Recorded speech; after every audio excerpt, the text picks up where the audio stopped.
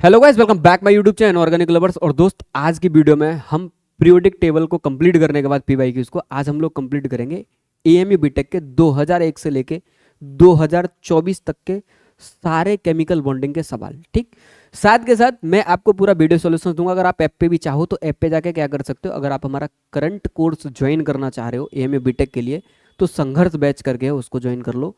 अगर आपको केवल पीवाईक्यूज चाहिए भैया, पीवाईक्यूज की पीडीएफ अगर चाहिए तो मैं आपको एक बार पीवाईक्यूज की पीडीएफ भी दिखा देता हूं ऐप पे कि आप जाना inorganic lover classes app install करना।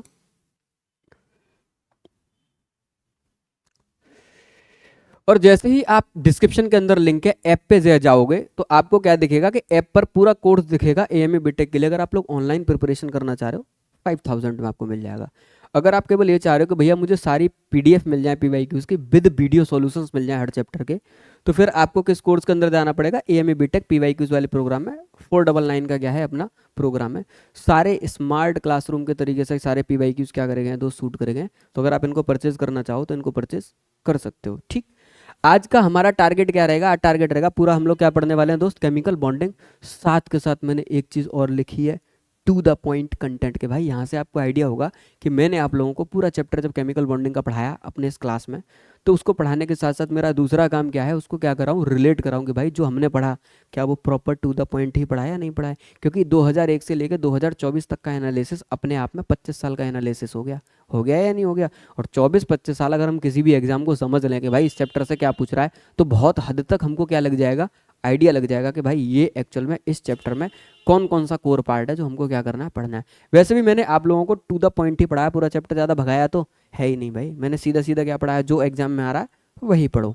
चलो, अब आप लोगों के साथ में क्या डिस्कस करूंगा, सबसे पहले ये डिस्कस करेंगे भाई किस ईयर में कितने सवाल आए हैं। पहले ये तो देख लो, कम से कम एक बार हमको इस चीज़ का भी तो आइडिया होना चाहिए टेबल ऑफ कंटेंट में कि भाई हर साल सवाल कितना पूछा जा रहा है। तो अगर मैं गौर से देखूँ, आप लोग देखना गौर से, 2001 में 2 सवाल, 2002 में 4, 2003 में 4, कितना बढ़िया वेटेज है। 2004 में 2, 2005 में फिर से 4, 2006 के अंदर एक सवाल, फिर 2007 में 3, 2008 में 3, 2009 में 3, 2010 में 2, 11-12 में कितने सवाल आए, एक एक सवाल आए। अब अपने बैक में चलते हैं, 2024 के अंदर एक सवाल, लेकिन 2023 में 3, 2022 में 2, 2021 में 3, 2020 में 2, 2019 में 2। मतलब अगर मैं इनऑर्गेनिक केमिस्ट्री के अंदर से 2 से 3 क्वेश्चन का इनका इसका वेटेज में क्या कर सकता हूँ, मान एक सवाल तो मिलेगा ही मिलेगा। कोई ऐसा साल ही नहीं है भाई जिस साल ऐसा हो जाए कि एक भी सवाल ना आया हो। सवाल तो पक्का है। अब ये हमारा लक है कि इसको देखने के बाद कि भाई किसी साल ऐसा हो जाए एक ही चैप्टर से हमें कितने सवाल मिल जाएं, 3 सवाल, तो हम तो लकी हैं भाई, है कि नहीं। और मैं आपको एक चैप्टर और बताता हूँ इनऑर्गेनिक केमिस्ट्री में, जो सबसे ज़्यादा मेन है वो है कोऑर्डिनेशन कंपाउंड। उसमें से 6-6 सवाल आ जाते हैं किसी किसी साल एक ही बार। इनऑर्गेनिक के 17 सवाल में से 6 सवाल तो अकेला एक ही चैप्टर दे देता है, कौन सा, कभी कभी कोऑर्डिनेशन कंपाउंड। और 2 से 3 सवाल तो उसके पक्के हैं जो आने ही आने हैं। ठीक है ना दोस्त, जो क्या है, आने आने। तो वेटेज काफ़ी अच्छा है, 2016 में 3, 2017 में 3, 2018 में। पर मैंने इसका एक देखा है, आया तो फिर 2-3 आते हैं और नहीं आया तो फिर एक ही आता है कि नहीं। ये थोड़ा सा इसका ड्रॉबैक है इस चैप्टर का, कि फ़ायदा होगा तो अच्छे लेवल का हो जाएगा। ठीक, स्टार्ट करता हूँ सवाल 2001 से। किससे, 2001 से। अब मैं क्या काम करता हूँ, पूरे पीवाईक्यूज में हम बैक चलते हैं, हम किधर से चलते हैं, 2024 से चलते हैं, ना कि 2001 से चलते हैं। सही है, कोई दिक्कत तो नहीं है। पीडीएफ हमको ही सॉल्व करनी है, कोई और तो करेगा नहीं। तो हम लोग क्या करते हैं, बैक चलते हैं पीछे से।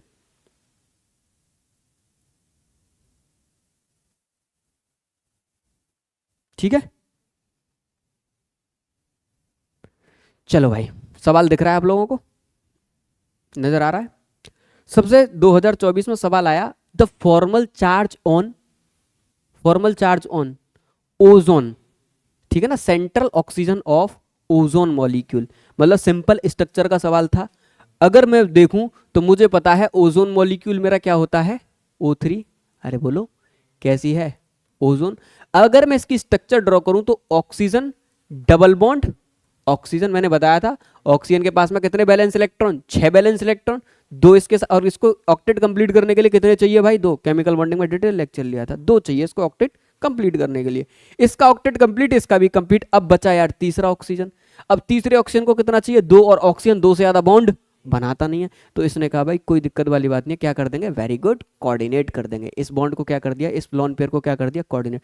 जब भी कोऑर्डिनेट बॉन्ड डेवलप होता है तो जो डोनेट करता है फॉर्मल चार्ज डेवलप होते हैं, जो देता है उसके ऊपर क्या आता है, +1, और जो लेता है उसके ऊपर क्या आता है, -1। मैंने ये एडजेक्ट +1 और माइनस लिखे, ये कभी +1 और -1 एडजेक्ट नहीं होते हैं, है ना। ये फॉर्मल चार्ज है दोस्त, कैसा है, फॉर्मल। तो इसको कभी कभी ऐसे दिखा देते हैं डेल्टा प्लस और डेल्टा माइनस, पर इतना पता है एक डेल्टा प्लस, क्योंकि एक लोन पेयर भेजा है और एक ही लोन पेयर इसने लिया है, तो एक डेल्टा माइनस। तो फॉर्मल चार्ज कितना होगा, सेंट्रल ऑक्सीजन मतलब बीच वाले ऑक्सीजन पे, क्योंकि वो तो दे रहा है तो क्या होगा, +1। तो ऑप्शन नंबर सी। क्या कुछ भी था इस सवाल के अंदर, ठीक, क्लियर है दोस्त। चलिए अगला सवाल। अगला सवाल कह रहा है BrF5 NH4+ और SF4, ठीक है या नहीं।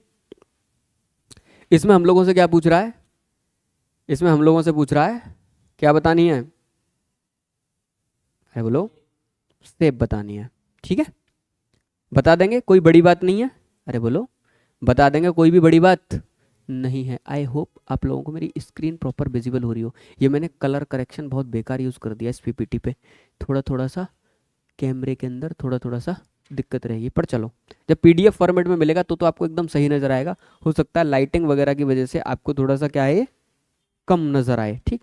मैं थोड़ा सा इसको और सही करके देखता हूँ, बिल्कुल लाइट कर देता हूँ ब्राइटनेस को, तब भी कोई फ़र्क पड़ने वाला नहीं है, चलो ऐसे ही सही है। चलो चलो भाई, सबकी मुझे क्या बतानी है, शेप। शेप बताने में हम लोग माहिर हैं, अरे बोलो भाई, शेप बताने में तो हम लोग माहिर हैं, हमसे कोई भी पूछ ले। ये सवाल 2023 का है, BrF5, गौर से देखना। एक ब्रोमीन के पास में कितने बैलेंस इलेक्ट्रॉन होते हैं, 7। कितने दे दिए उसने, 5 दे दिए, किसको, फ्लोरीन को। मैं एट रैंडम बना रहा हूं, ऐसे ही 5 दे दिए फ्लोरीन को, किसको दे दिए, 5। और एक क्या बच गया दोस्त इसके पास में, लॉन पेयर। आप लोग गौर से देखो, 5 सिग्मा बॉन्ड, एक लॉन पेयर, स्टेरिक नंबर कितना हो गया इसका, 6। मैंने अपने इसी यूट्यूब चैनल पर इसकी पूरी डिटेल वीडियो भी क्या कर रखी है दोस्त, पब्लिश कर रखी है, कि आप हाइब्रिडाइजेशन निकालना कैलकुलेट कर लो। लाइव में चले जाना, प्योर ऑफलाइन क्लासेस के नाम से, वहां पे बोल रखा है, लेक्चर पे लिख भी दिया है मैंने पूरा। अब ये स्टेरिक नंबर कितना हो गया, 6। स्टेरिक नंबर 6 के केस में अगर फ्रेश होता तो शेप क्या होती, स्क्वायर बाई पिरामिडल। अरे बोलो भाई, फ्रेश शेप क्या होती, स्क्वायर बाई पिरामिडल। पर अब यहाँ पे क्या आ गया, एक लॉन पेयर, तो क्या होगी, स्क्वायर पिरामिडल। इस हिसाब से जो हमारे सबसे पहले वाले मॉलिक्यूल की जो शेप होगी, वो शेप क्या होगी, स्क्वायर पिरामिडल। तो एक तो ऑप्शन ए में स्क्वायर पिरामिडल था, एक बी में, इसका मतलब सी और डी तो वैसे ही कैंसिल हो गए, है कि नहीं, ऑटोमेटिकली कैंसिल हो गए। अब आ जाओ NH4+ पे। नाइट्रोजन के पास में कितने बैलेंस इलेक्ट्रॉन, 5। वो पहले 3 हाइड्रोजन के साथ में 3 इलेक्ट्रॉन क्या कर देगा, शेयर। बचेगा क्या, 3 से ज्यादा नाइट्रोजन बॉन्ड नहीं बनाता, बचा क्या, लोन पेयर। इधर एक क्या अवेलेबल है, H+। H+ मतलब पूरा वैकेंट, और पूरा वैकेंट है तो अपना लोन पेयर इसको क्या कर देगा, कोऑर्डिनेट कर देगा। 4 सिग्मा बॉन्ड हो गए, 0 lone pair, 0 lone pair. Steric number fresh क्या हो गया दोस्त, 4। स्टेरिक नंबर फ्रेश क्या हो गया मेरा, 4। और स्टेरिक नंबर फ्रेश 4 के केस में शेप कैसी होती है, टेट्राहेड्रल। Very good. अब स्क्वायर बाई पिरामिडल के बाद ट्राइगोनल बाई पिरामिडल है, तो भैया क्या हो गया, टेट्राहेड्रल। अगर मुझे खाली ऑप्शन ही लगाना होता तो मैं यहीं से लगा दिया, तीसरा तो चेक करने की मुझे जरूरत ही नहीं है, पर फिर भी क्योंकि क्वेश्चन है तो हम लोग चेक कर दे रहे हैं। अगला है हमारा SF4। कौन सा है दोस्त, SF4। गौर से देखना, सल्फर के पास में कितने बैलेंस इलेक्ट्रॉन, 6। वेरी गुड, कितने हो गए, 6। 6 बैलेंस इलेक्ट्रॉन में 4 किसको दे दिए, फ्लोरीन को। एक दोस्त मेरे पास में क्या रह गया, लोन पेयर। कितना हो गया, स्टेरिक नंबर 5। 4 सिग्मा बॉन्ड, एक लोन पेयर। स्टेरिक नंबर कितना दोस्त, 5। स्टेरिक नंबर 5 में से अगर फ्रेश होता तो से बनती ट्राइगोनल बाई पिरामिडल। और लोन पेयर किस पे आता है इसमें, इक्वेटोरियल पे, एक्सियल पे नहीं आता, क्योंकि फ्रेश शेप होती ट्राइगोनल बाई पिरामिडल। और एक क्या आ गया दोस्त, लोन पेयर। तो शेप का नाम क्या होता है, सीशॉ। क्या हो जाता है, मैंने कहा था यही बस एक विजुअलाइज नहीं होती, बाकी सब शेप विजुअलाइज होती हैं। Seesaw option number A. अगर मैं नहीं भी निकालता तब भी मैं अपने ऑप्शन को क्या कर देता, टिक कर देता, ठीक। ये 2023 का सवाल है, आ जाओ। Which pair of a molecule will have a dipole movement for both member, कि भाई दोनों के दोनों मेंबर्स में क्या होना चाहिए, डाइपोल मूवमेंट। और मैं आपको बता रहा हूँ, हमने एक टॉपिक केमिकल बॉन्डिंग के अंदर क्या कर दिया, मिस कर दिया, जिसका नाम क्या है, डाइपोल मूवमेंट। अब ये मेरी रेस्पॉन्सिबिलिटी बनती है कि मैं आपको एक लेक्चर क्या दे दूँ, फ्रेश। अब मैंने डायपोल मोमेंट का आपको हाइब्रिडाइजेशन के चार्ट में बताया था कि अगर मेरी फ्रेश स्ट्रक्चर है, कोई लोन पेयर नहीं है, तो डायपोल मोमेंट क्या होगा, जीरो। याद करो, मैंने कहा था अगर मेरी फ्रेश स्ट्रक्चर है, कोई भी लोन पेयर नहीं है, तो डायपोल मोमेंट क्या होगा, जीरो। लेकिन अगर मेरी स्ट्रक्चर फ्रेश नहीं है तो फिर उसमें डायपोल मोमेंट होगा ही होगा। अब इसमें यह पूछ रहा है कि किसमें डायपोल मोमेंट होगा ही होगा, बस मैंने ये टॉपिक डाल के नहीं पढ़ाया, सवाल तुम्हारे सारे लगेंगे। इसने कहा कि किसमें डायपोल मोमेंट है, दोनों के दोनों मेंबर में। मैंने सबसे पहला ही चेक किया, सबसे पहला क्या है, NO2, और क्या है, O3। मैंने चेक किया, NO2 की शेप आप लोग जानते हो कैसी है, N डबल बॉन्ड ऑक्सीजन। अब नाइट्रोजन पे एक इलेक्ट्रॉन रह गया और एक क्या है, लोन पेयर 5 इलेक्ट्रॉन होते हैं, एक और क्या बचा, ऑक्सीजन। ऑक्सीजन को क्या करेगा, कोऑर्डिनेट करेगा। आप लोग गौर से देखना, NO2 की जो शेप होती है ना, वो शेप कैसी होती है, V शेप। और V शेप में कभी भी डायपोल मोमेंट क्रॉस करके जीरो नहीं होता, इसका मतलब इसके अंदर डायपोल मोमेंट जीरो नहीं है। वेरी वेरी इंपॉर्टेंट सवाल, डायपोल मोमेंट जीरो नहीं है, पहला सवाल। अब आ जाओ O3 पे। अभी अभी मैंने तुमको O3 बनाया, O डबल बॉन्ड O, और कोऑर्डिनेट कर दिया एक किसको, ऑक्सीजन को, और एक इसके पास में क्या बचा, लोन पेयर, क्योंकि कितने थे, 6 वैलेंस इलेक्ट्रॉन थे। आप लोग गौर से देखो, अगेन कैसी शेप है, कुछ वी शेप टाइप का है। किस शेप टाइप का है, V shape. Again dipole moment not zero, मतलब ये ऐसा मॉलिक्यूल है, इन दोनों के दोनों मॉलिक्यूल्स के पास में क्या अवेलेबल है, डायपोल मोमेंट है। इसका मतलब पहला ही ऑप्शन मेरा क्या हो गया, सही हो गया। ठीक है, नहीं बाकी मैं औरों को भी गलत कर दूंगा, टेंशन मत लो। सही है। अब आ जाओ सिलिकॉन टेट्राफ्लोराइड पे, इसको उठा लो, SiF4। सिलिकॉन के पास में कितने बैलेंस इलेक्ट्रॉन, 4, और चारों के चारों किसमें आ गए, बॉन्ड में आ गए। और फ्रेश शेप क्या होगी मेरी, टेट्रा हेडर। और मैंने अभी अभी तुमसे कहा था कि बिल्कुल फ्रेश शेप हो, कुछ भी ना बच रहा हो, कुछ भी ना बच रहा हो। देखो लोन पेयर बच गया, देखो एक इलेक्ट्रॉन बच गया। अरे मैंने बोला था या नहीं बोला था, अगर बिल्कुल फ्रेश शेप है तो डायपोल मोमेंट क्या होगा, जीरो। डायपोल मोमेंट क्या होगा, zero. Tetrahedral fresh dipole moment zero. अगला क्या है, CO2, C double bond O double bond O। भैया sp हाइब्रिडाइजेशन है, एक भी लोन पेयर नहीं है, फ्रेश शेप है, डायपोल मोमेंट जीरो। मतलब अगर SiF4 और CO2 इन दोनों में डायपोल मोमेंट नहीं है, जीरो। इसका मतलब इस ऑप्शन में भी आ गया जीरो, इस ऑप्शन में CO2 आ गया जीरो। और इसने कहा था दोनों मॉलिक्यूलों के पास में क्या होना चाहिए, डायपोल मोमेंट होना चाहिए। तो option number A is your right option. क्या आप लोगों को मेरी बात समझ में आ रही है, ऐसे पढ़ा जाएगा केमिकल बॉन्डिंग। ठीक है, हर सवाल को एनालाइज करना। अभी मैं इस टॉपिक को और भी क्या पढ़ाऊंगा तुमको, डिटेल में पढ़ाऊंगा। अभी तो इसमें सवाल एएमयू में तो बहुत हल्के सवाल आए हैं, मैं तो बहुत अच्छे लेवल के सवाल कराऊंगा। देखो दोस्त गौर से, यहाँ पे एक कॉन्सेप्ट, ये कॉन्सेप्ट वेरी वेरी इंपॉर्टेंट। ये भी केमिकल बॉन्डिंग में मैंने तुमको पढ़ाया नहीं, छोड़ा था जानबूझ के कि जब क्वेश्चन कराऊंगा तब इस कॉन्सेप्ट को समझाऊंगा। इसने कहा the type of d orbital used in square pyramidal geometry of sp3d hybridization. इसने कहा कि अगर मेरी हाइब्रिडाइजेशन दोस्त कैसी है, sp3d है कि नहीं, sp3d, तो इसमें d का कौन सा वाला ऑर्बिटल क्या है, इन्वॉल्व है। पहले आप लोग गौर से समझो, s में तो एक ही होता है, p में कितने होते हैं, 3, p में कितने होते हैं, 3। नाम क्या होते हैं, px py pz। d के अंदर कितने होते हैं, 5, 1 2 3 4 5। कौन कौन से होते हैं, d x y, d y dash, d x z, d z square, हाँ ठीक है कोई दिक्कत नहीं, और d x square minus y square. ये 5 ऑर्बिटल होते हैं डी के, याद रखना।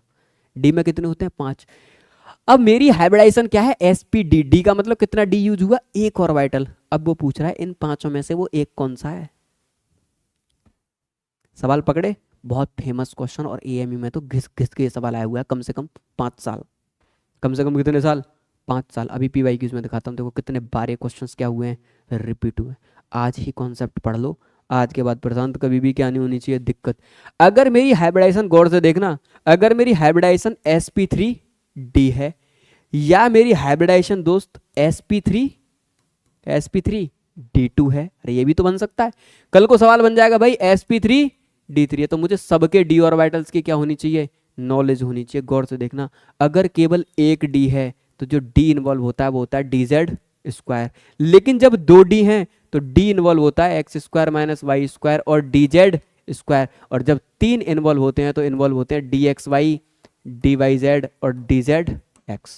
मतलब सवाल अब कभी भी बन जाए, मेरा एकदम क्रिस्टल क्लियर है कौन कौन से डी इन्वॉल्व होते हैं।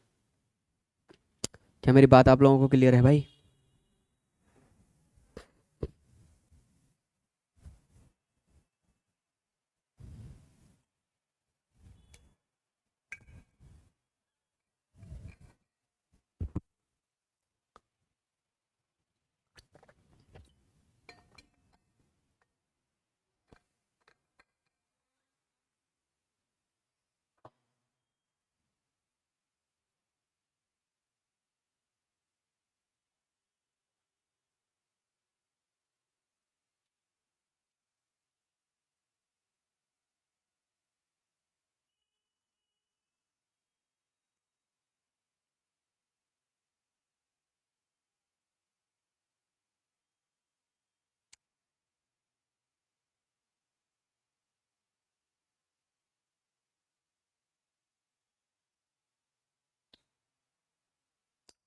क्लियर है प्रशांत एकदम?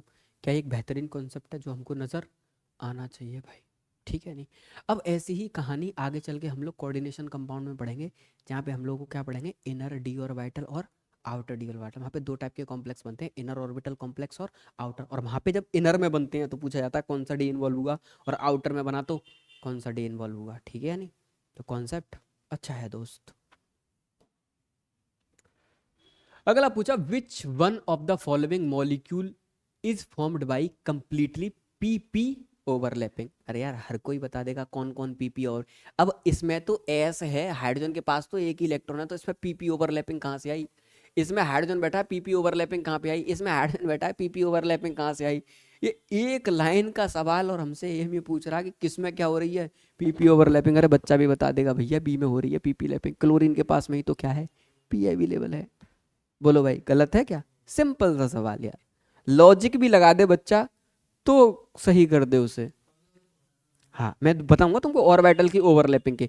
अब सवाल है MnO4 माइनस में जो पाई बॉन्ड बन रहे हैं Mn और ऑक्सीजन के बीच में, वो किस किस टाइप की किससे बन रहे हैं, ओवरलैपिंग से बन रहे हैं। अरे भाई आप Mn को ड्रॉ करिए, Mn डबल बॉन्ड O, मैंने स्ट्रक्चर केमिकल बॉन्डिंग में बनवा रखे, double bond O, double bond O, single bond O, और O के ऊपर क्या, माइनस। यही तो होता है MnO4 माइनस। Mn के पास में कितने बैलेंस इलेक्ट्रॉन, 7। अब Mn किस ब्लॉक का एलिमेंट है, डी ब्लॉक का एलिमेंट है। अरे तभी तो वो क्या कर पा रहा है, इतने बॉन्ड फॉर्म कर पा रहा है, वरना तो उसको फॉर्म ही नहीं कर पाता। अरे मैं गलत थोड़ी नहीं बोल रहा, आप लोग एग्जैक्टली इसकी हाइब्रिडाइजेशन अगर निकाल के देखो तो इसकी इलेक्ट्रॉनिक कन्फिग्रेशन क्या है भाई, 3s2 3p,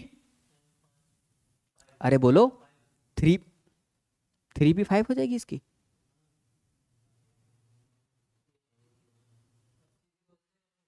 3p6 4s2 और 3d 5। अरे बोलो भाई, अरे यही तो होता है। अरे बोलो किसका एलिमेंट है, डी ब्लॉक का एलिमेंट है। अरे बोलो भाई, है कि नहीं? इलेक्ट्रॉनिक कन्फिग्रेशन हम ही लोग तो लिखते थे, याद करो, है कि नहीं? तो क्या लिखेंगे, डी। अरे डी में ही तो जाएगा ये, है कि नहीं? अब आप लोग गौर से देखना, अब ये किस में चला गया, डी में। अब देख लेना एक बार मैंने सही लिखा गलत लिखा, मुझे एडजेक्ट आ दे।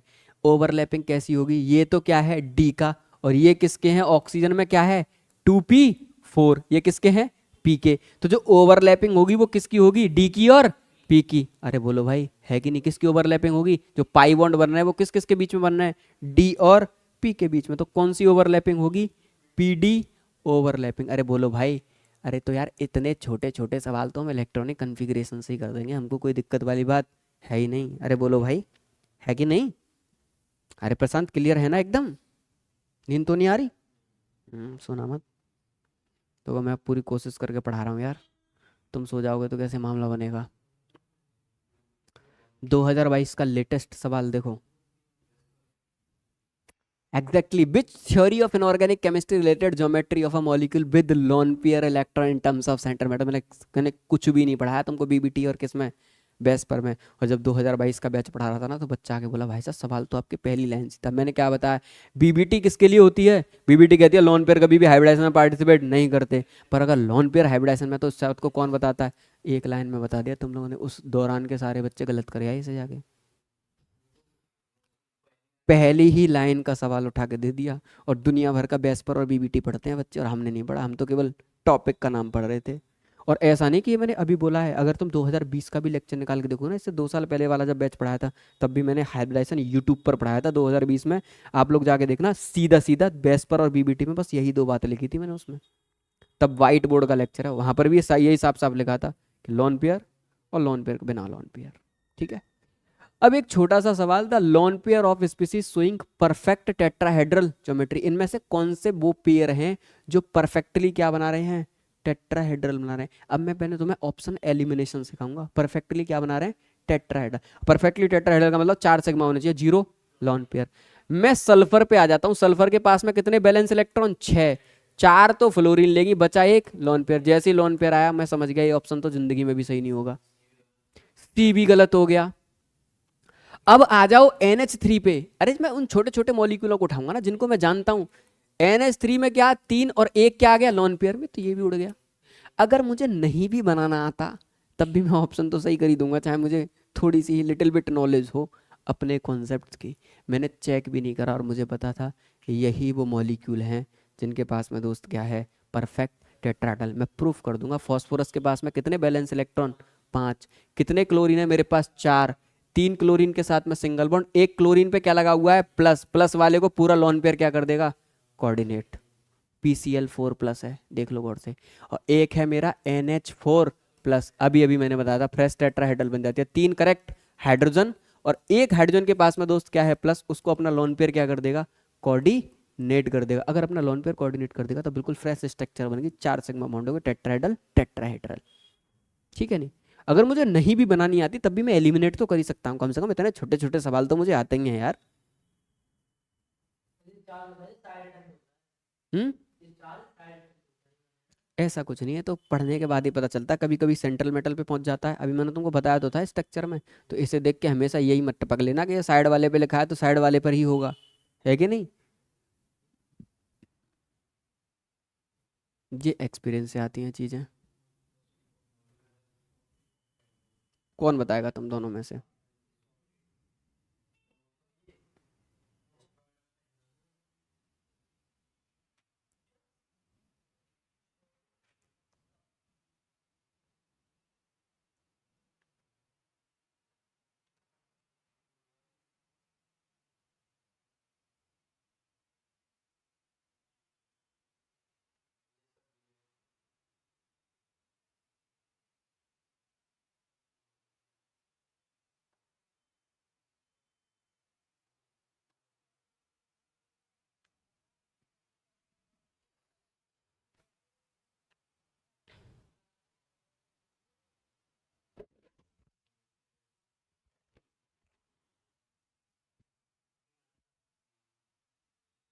डी, डिस्टॉर्टेड ऑक्टाहेड्रल के लिए अगर आप लोग देखो, मैं तो कह रहा हूँ कम से कम मेरे पास में कितने होने चाहिए स्टेरिक नंबर, मेरे पास में कितना होना चाहिए स्टेरिक नंबर, अरे है कि नहीं। आप लोग गौर से देखो, 7 स्टेरिक नंबर, यहाँ कितना दिख रहा है, 6। यहाँ कितना दिख रहा है, 6, क्योंकि 6 ही बैलेंस इलेक्ट्रॉन है और ये 6 से ज़्यादा कर नहीं पाएगा। मैंने कहा भैया इसका मतलब या तो इधर भागना पड़ेगा या इधर, और ये मेरा कोऑर्डिनेशन कंपाउंड का सवाल है, तो इसको तो मैं भी देखना नहीं चाहता, क्योंकि मेरा मामला कहाँ पे चल रहा है अभी, केमिकल बॉन्डिंग में यार। केवल मैं कहाँ चल रहा हूँ, अल्दो मैं उसे भी बता सकता हूँ कि वो डिस्टॉर्टेड ऑक्टाहेड्रल नहीं होगा। ठीक। अब मैं आया XeF6 पे, तो मुझे पता है इसके पास में कितने बैलेंस इलेक्ट्रॉन दोस्त, बोलो कितने, 8। 6 क्या बन गए बॉन्ड, और एक क्या हो गया लोन पेयर। अरे बोलो है कि नहीं। स्टेरिक नंबर 7 जिसमें 6 सिग्मा बॉन्ड और एक लोन पेयर, मैंने बताया था शेप को डायरेक्ट क्या बोलते हैं, डिस्टॉर्टेड ऑक्टाहेड्रल। तुम लोग खुद बताओ यार, क्या तुमको लग रहा है AME बीटेक का पेपर नहीं निकलेगा तुमसे। हर चैप्टर पढ़ने के बाद मैं सारे सवाल ले रहा हूँ मैं एक एक करके, ठीक है नहीं, कुछ भी नहीं छोड़ रहे हैं। अलीगढ़ की कोचिंग है तो लेती ही नहीं है पूरे PY उसको, 2001 से लेकर 2024 तक का तो केवल हम ही लोग कवर करते हैं पूरा का पूरा। पढ़ो कंटेंट टीचर से पढ़ने के बाद, अगर सारे चैप्टर्स के PY लग जाए तो भाई कॉन्फिडेंस लेवल ऑटोमेटिकली आसमान पे होता है बच्चे का। और ये PY की वीडियो अगर आप 2-2 3-3 बार अगर लगा लो भाई, सोने पे सुहागा है। हर क्वेश्चंस पर आपकी कमांड रहेगी। क्वेश्चन रिपीट करके ना तो आप लोग सॉल्व भी नहीं करोगे, क्या लगा दोगे, सीधा ऑप्शन लगा दोगे, एक्सपीरियंस है। अब ये सवाल थोड़ा सा अच्छा है, ये सवाल किसका है, इसका नहीं है केमिकल बॉन्डिंग का। ये सवाल केमिकल बॉन्डिंग का नहीं है, क्योंकि टाइपर ने क्या बुक में जो आजकल मार्केट में चली रही है ना, जो लिख देते हैं कि चैप्टर के पी ब्लॉक का, वहीं से उठा के रख दिया है। ठीक है, नहीं वहीं से उठा के क्या कर दिया है, तो ये पी ब्लॉक का सवाल है, ये किसका सवाल नहीं है दोस्त, केमिकल बॉन्डिंग का सवाल नहीं है। ये कह रहा है कि XeF6 को Xe में जो रिड्यूस करता है ना, सबसे बेहतरीन रिड्यूस करता है कौन, HCl। और ये रिएक्शन बहुत ही फेमस है दोस्त, तो you should know about the reaction. ये रिएक्शन फ्रेश क्या देती है, Xe, और क्या देती है, Cl2 गैस, और साथ के साथ क्या भी दे देती है, HCl भी दे देती है दोस्त, HCl, HF। क्या मेरी बात क्लियर है। ये रिएक्शन क्लोरीन गैस का क्या है, सोर्स भी है, इसमें क्या निकलती है, क्लोरीन। मैं रिएक्शन बैलेंस नहीं कर रहा, मैं केवल प्रोडक्ट बता रहा हूँ कि इसको कौन बनाता है, फ्रेश Xe। तो ऑप्शन नंबर सी। अरे ठीक है। हम्म। चलो, कहाँ तक आ गए हम लोग, 2021 तक आ गए भाई। 2021 का एक और सवाल, अब देखना, इतने लुल्लुल सवाल के जो हमने केमिकल बॉन्डिंग में पढ़ रखे हैं, सिंपल सीधे सीधे से। हमसे क्या पूछ रहा है, केवल क्या बता दो, कौन सा पैरामैग्नेटिक नहीं है। ऑक्सीजन को तो आंख बंद करके बताना क्या होती है, पैरा मैग्नेटिक। S2 को आंख बंद करके दुनिया में कहीं पर भी दिख जाए क्या होता है, पैरा मैग्नेटिक। आपको चेक करना है तो O2 2+ को कर लेना हम लोग सीधा सीधा। कितने हो गए इलेक्ट्रॉन, कितने हो गए, 8 दूनी 16, 16 में से दोगे तो कितना हो गया, 14। और जो 14 इलेक्ट्रॉन स्पीसीज होती है उसी को हम लोग क्या कहते हैं, डाया मैग्नेटिक। मैंने भाई आपको कुछ भी नहीं पढ़ाया, बस मैंने आपको ये पढ़ाया O2 O2 प्लस O2 2 और O2 2+। आप लोग गौर से देखो, मैंने कहा इसको रट के रखना, AMU में कम से कम 7 टाइम्स रिपीटेड, इसी के ऊपर सवाल बन जाते हैं, बस खत्म। दुनिया में कहीं AMU भाग ही नहीं रहा है, उसने केवल किसको पकड़ रखा है, ऑक्सीजन को पकड़ रखा है दोस्त। वो केवल ऑक्सीजन को उठा के लाता, कभी O2 कभी O2-, कभी O2+। मैंने सबका बता रखा है, इन सबका सवाल ट्रिक से ही पता चल जाता है, हमें ज़रूरत ही नहीं है मॉलिक्यूलर ऑर्बिटल थ्योरी को लगाने की, या मॉलिक्यूलर ऑर्बिटल थ्योरी की किसको लगाने की, इलेक्ट्रॉनिक कन्फिग्रेशन को, ठीक है ना, मॉलिक्यूलर ऑर्बिटल इलेक्ट्रॉनिक कन्फिग्रेशन को। क्या मेरी बात क्लियर है। अगर मुझे जस्ट इतना भी पता है तब भी मेरा काम हो जाएगा, बोलो।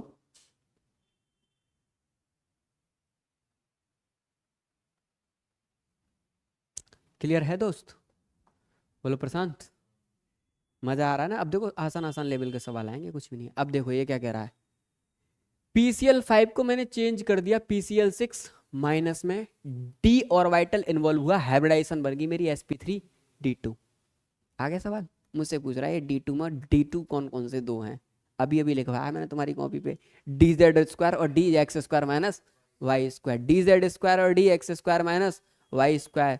मैं ये कह रहा है डी कौन कौन से क्या है involve, when change to PCl the d orbital involve in sp3d2। मुझे लग रहा है हमने ऑप्शंस को क्या कर दिया है, थोड़ा सा गलत क्या कर दिया है, प्रिंट कर दिया है यहाँ पे, तो थोड़ा सा हम लोगों को देखना पड़ेगा। इसमें क्या है, दो ऑप्शन है, dx² माइनस y² में जो डी इन्वॉल्व है वो कौन कौन से इन्वॉल्व है, dz²। तो ये ऑप्शन क्या हो जाएगा सही, कहीं कहीं पर ये है dxy dyz कर दिया गया है, कहीं पर dz² के साथ में क्या क्या दे दिया गया है, dxy दे दिया गया है। क्या मेरी बात समझ में आ रही है। ऑप्शन कौन सा वाला सही होगा, जिसमें दोनों इन्वॉल्व होंगे, ठीक है। अरे ये तो सिंपल सी बात है ना, ये तो हमको गलत करना ही नहीं है दोस्त, है कि नहीं। हेलो, फ्लैट पे हूँ, बताइए। अलीगढ़, अभी मैं पढ़ा रहा हूँ दोस्त। हाँ हाँ ठीक है, ठीक है ठीक है, ठीक, डाल दो। ठीक,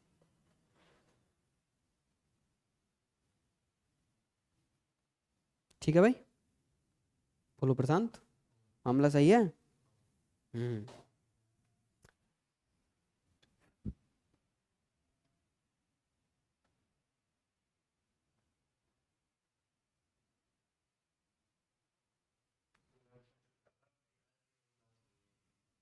बता देना, आज केवल केमिस्ट्री वाले सर हल्ला बोल रहे हैं, आज वो जाने नहीं देंगे, आज अकेला उनको चाहिए भाई, टाइम चाहिए इनको, they are time consuming process. According to VSEPR theory the geometry of ammonia and water, यार हमारे लिए बच्चों के खेल हैं भाई, क्योंकि अमोनिया में लोन पेयर है और वाटर के अंदर भी क्या है, लोन पेयर। तो लोन पेयर की हाइब्रिडाइजेशन को एक्सप्लेन करने वाली थ्योरी कौन थी, वेस्पर थ्योरी थी, सिंपल सी बात। और मुझे पता है अमोनिया में 3 हाइड्रोजन और 1 लोन पेयर, और H2O में मुझे पता है ऑक्सीजन के साथ में 2 हाइड्रोजन और 2 लोन पेयर। अरे मुझे पता है एक की शेप क्या होगी मेरी, पिरामिडल, और एक की शेप क्या होगी मेरी, वी शेप। अरे बोलो भाई, पिरामिडल और bent shape, pyramidal and bent shape. किसको टाइम लगता है, उनको टाइम लगता है जिनके कॉन्सेप्ट्स क्या हैं दोस्त, हल्के हैं, पढ़ ही नहीं रहे हैं सही से। अरे बोलो भाई, है कि नहीं, सीधी सी बात है। और इन दोनों में बस क्वेश्चन को कितना दिखा के उसने रिप्रेजेंट किया कि भाई वेस्पर थ्योरी इस पे क्या कर रही है, काम करे। हमारे कोई 7 लेक्चर देख ले केमिकल, IIT का भी सवाल निकालेगा, चाहे कुछ ना आता हो उसे वेस्पर थ्योरी का, है कि नहीं। पर हमारे सवाल कभी गलत नहीं होंगे, इसलिए हमारा पूरा जो कंटेंट है ना वो कैसा ओरिएंटेटेड है, क्वेश्चन ओरिएंटेटेड है भाई। क्वेश्चन एकदम बिंदास लगेंगे बच्चे के, है कि नहीं। ऐसा नहीं है कि नॉलेज ओरिएंटेड नहीं है, नॉलेज भी पढ़ा रहे हैं भाई, ये नहीं है बिल्कुल ही सवाल सवाल कर रहे हैं। चलो भाई, हाइब्रिडाइजेशन और geometry of, very very important सवाल, 2022 का क्वेश्चन, 19 का सॉरी, वेरी वेरी इंपॉर्टेंट। अब तुम कहोगे भैया ऐसा इसमें क्या खास है जो आप वेरी वेरी इंपॉर्टेंट कर रहे हो, तो मैं कुछ नहीं खास करा, एक बार आप लोग निकाल के बताना इसकी क्या होगी ज्योमेट्री, करना मॉलिक्यूल को।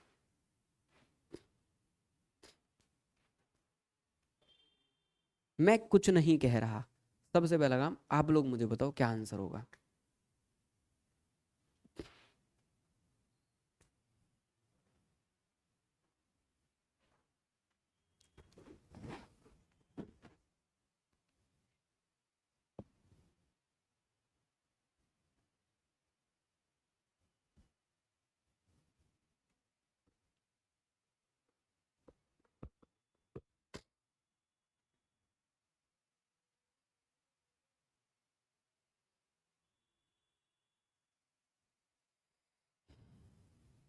मतलब सिंपली जब आप करने जाओगे तो देखो ऑब्वियस सी बात है, आप लोग बीच में किसको रखोगे, नाइट्रोजन को। एक नाइट्रोजन से एक सिलिकॉन हैलाइड को कनेक्ट करोगे, अरे बोलो भाई यही तो करोगे। दूसरे नाइट्रोजन से एक और सिलिकॉन ट्राई हैलाइड को कनेक्ट करोगे, और एक और नाइट्रोजन का बॉन्ड बनाओगे सिलिकॉन ट्राई हैलाइड से, अरे बोलो भाई यही तो है, यही तो होंगे। 3 बॉन्ड बन गए तीनों से। नाइट्रोजन के पास कितने वैलेंस इलेक्ट्रॉन होते हैं, 5।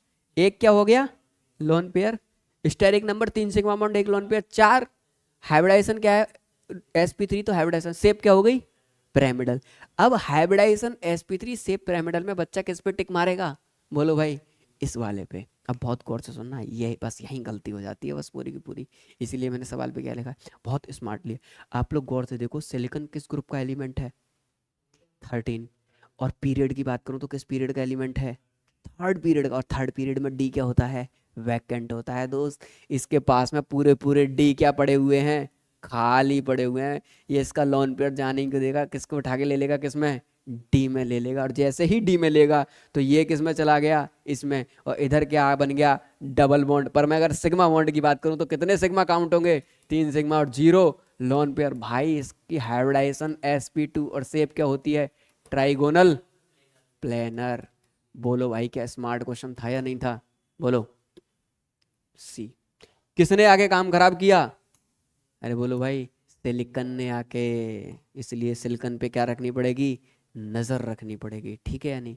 किसी को कोई दिक्कत तो नहीं, क्लियर है कि नहीं। इसका मतलब हाइड्रोजन होता तो फिर कोई बात ही नहीं थी, फिर तो मैं सही बोल रहा था sp3।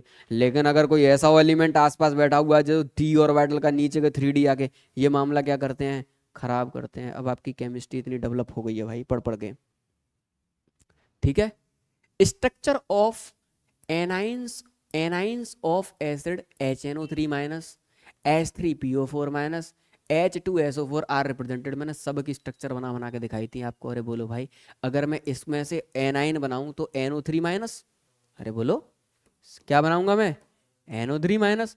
और उसमें से उड़ाऊंगा तो PO4 3 माइनस, अरे बोलो भाई। और इसमें से बनाऊंगा तो SO4 2 माइनस। आप गौर से देखो, सबकी हाइब्रिडाइजेशन सबकी शेप मैंने बताई थी। मैंने कहा इनकी सबको किससे करना है, स्ट्रक्चर बना बना के करना है। नाइट्रोजन मैक्सिमम कितने बॉन्ड बनाता है, 3। हाँ बिल्कुल, कितने बॉन्ड बनाता है, 3। आप लोग गौर से देखना, डबल बॉन्ड ऑक्सीजन, सीधी सी बात।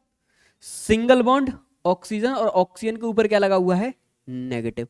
अब नाइट्रोजन के पास में क्या बचा, एक लोन पेयर। एक लोन पेयर ऑक्सीजन को ऑक्टेट कंप्लीट करने के लिए दो चाहिए, क्या दे देगा, दे देगा। कितने सिग्मा बॉन्ड है इसके पास में, तीन। शेप क्या हो जाएगी, ट्राइगोनल।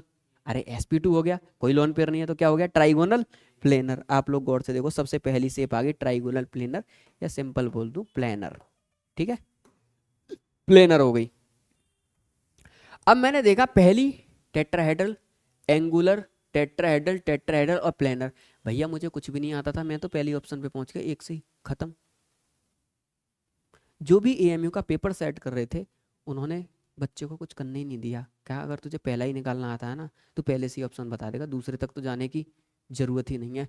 और बता दूं PO4 3 माइनस, फॉस्फोरस कितने माइनस है मेरे दोस्त, 3 माइनस है। डबल बॉन्ड ऑक्सीजन, एक ऑक्सीजन एक ऑक्सीजन एक ऑक्सीजन, तीनों ऑक्सीजनों के ऊपर क्या आएगा, नेगेटिव नेगेटिव नेगेटिव। अरे बोलो भाई, 4 bond, fresh structure, tetrahedral, tetrahedral. इन्होंने बी ऑप्शन में टेट्राहेड्रल टेट्राहेड्रल टेट्राहेड्रल तो सब में दे दिया, पर प्लेनर किस में दिया था, केवल एक में दिया था। तो उन्होंने कहा था टाइम इन्वेस्ट ज़्यादा ना हो, स्मार्ट बच्चा होगा तो पहली बार में पकड़ लेगा।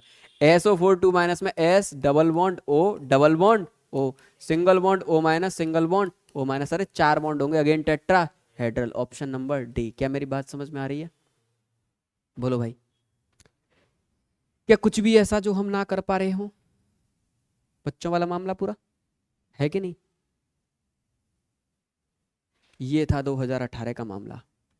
2017 पर थोड़ी सी नजर डाली जाए, कितना सिंपल।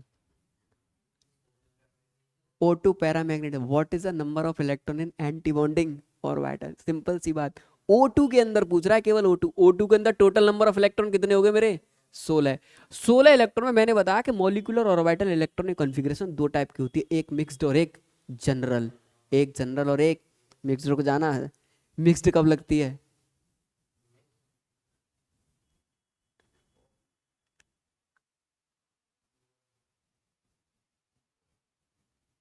जब total number of electron without charge, without charge अगर 14 या 14 से कम हो, 14 या 14 से कम हो। क्या मेरी बात समझ में आ रही है कि नहीं, सीधी सी बात है। अगर total number of electron without charge ज़्यादा है तो फिर मेरी इलेक्ट्रॉनिक कॉन्फ़िगरेशन कैसी हो जाएगी, जनरल। जनरल और मिक्स्ड में क्या अंतर था,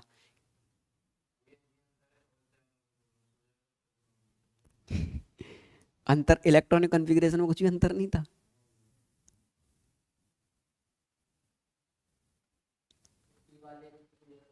एग्जैक्टली दोस्त, पी वाले किधर आ जाएंगे, आगे आ जाएंगे, सिग्मा वाला पीछे बनेगा। अरे यही तो था। अब देखो गौर से, 16 इलेक्ट्रॉनों की electronic configuration, sigma 1s2, sigma star 1s2, अरे बोलते हैं ना सिग्मा 2s2, सिग्मा स्टार। अरे बोलो भाई, उसके बाद में क्या आएगा, पाई 2p x बराबर पाई 2p y। अरे बोलो भाई, अरे यही तो होगा। अब पाई 2px बराबर पाई 2p y, दो इसमें दो, और सिग्मा 2pz 2। आप लोग गिनना, 2 2 4 2 6 2 8 2 10 2 12 और 2 14। पर इसमें टूटेगा कौन पहले, पाई। टूटेगा कौन पहले, पाई। अरे बोलो भाई, टूटने पे पहले कौन आएगा, पाई। पाई 2px बराबर पाई 2p y। और कैसे, स्टार वाले, कैसे स्टार वाले। पर टूटेंगे कितने, एक एक, क्योंकि 14 तो मेरे हो गए, मुझे कितने बचे, 16 बचे। तो एक एक ही तो तोड़ पाऊंगा मैं, केवल कितने टूटेंगे, एक एक। अरे यही तो इसकी क्या है, इलेक्ट्रॉनिक कॉन्फ़िगरेशन। मेरी बात समझ में आ रही है, ये क्या है, इलेक्ट्रॉनिक कॉन्फ़िगरेशन। आप लोग गौर से देखना, एंटी बॉन्डिंग ऑर्बिटल में कितने इलेक्ट्रॉन है, दो, दो 4 5 और एक 6। कितने इलेक्ट्रॉन है, 6। एंटी बॉन्डिंग ऑर्बिटल में कितने इलेक्ट्रॉन है, 6। इतनी लुल्ल सी बात पूछ रहा है हमसे। हमने anti bonding orbital, molecular orbital पे पूरी PhD है हम लोगों की, है कि नहीं, बात क्लियर है। अरे बोलो भाई, है कि नहीं। द करेक्ट सिक्वेंस ऑफ, मैंने कहा था ये ना एएमयू ने बस पकड़ के रखा है ऑक्सीजन को। आप उठा के देख लो, मैंने कितनी वेराइटी इसके अंदर कराई थी, है कि नहीं। एक से एक स्मार्ट क्वेश्चन कराया था, ये तो भी वहां तक पहुंच भी नहीं रहे हैं तुम लोगों को लेके के पूछें। अब इन्होंने O2 प्लस को पकड़ा, O2 माइनस को पकड़ा, और सिंपल किसको पकड़ा, O2 का। और किसका ऑर्डर पूछ रहा है दोस्त, केवल बॉन्ड ऑर्डर का। अरे दोस्त ये तो ट्रिक से ही सॉल्व हो जाएगा। कितने इलेक्ट्रॉन, 15 इलेक्ट्रॉन, कितने इलेक्ट्रॉन, 17 इलेक्ट्रॉन, कितने इलेक्ट्रॉन, 16 इलेक्ट्रॉन, मुझे पता है 14 पर बॉन्ड ऑर्डर कितना हो जाता है 3, 15 पर बॉन्ड ऑर्डर कितना हो जाएगा 2.5, 16 पर 2, 17 पर 1.5, 18 पे 1।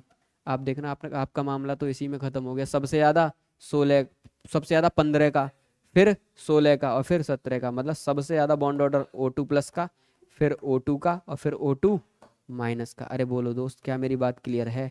कौन सा ऑप्शन सही है? सी। क्लियर है? ट्रिक ने बताया कि टोटल नंबर ऑफ इलेक्ट्रॉन इतने हैं तो बॉन्ड ऑर्डर कैसे चलता है। ट्रिक कहाँ से स्टार्ट होती थी? 8 से स्टार्ट होती थी। बोलो कहाँ तक जाती थी? 20 तक जाती थी। और बीच में क्या पड़ता था? 14। 8 पे बॉन्ड ऑर्डर 0, 9 पे बॉन्ड ऑर्डर 0.5 बढ़ाते बढ़ाते बढ़ाते बढ़ाते 14 तक 3, फिर घटाते घटाते 20 तक 0। क्लियर है?